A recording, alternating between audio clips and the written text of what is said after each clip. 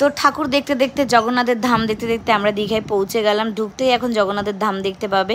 তারপরে আমরা চলে আসলাম, বাসে করে নেমে গেছি নিচে। এখন আমরা যাব হোটেল খুঁজতে। তো আমরা এখন হোটেল খুঁজবো, কারণ আমরা এসলাম সাডেনলি প্ল্যানে।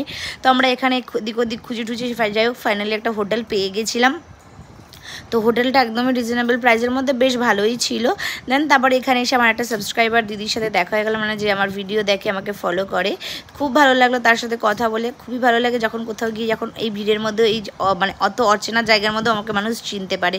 তারপর আমরা রাতে ডিনার করতে বসে গেলাম। তো রাতে ডিনারে অনেক কিছু ছিল হলো আলু পোস্ত, ডিমের অমলেট, বাড়ি থেকে নিয়ে যাওয়া মাটন, ভাত আর আলু সিদ্ধ আর ডাল ছিল।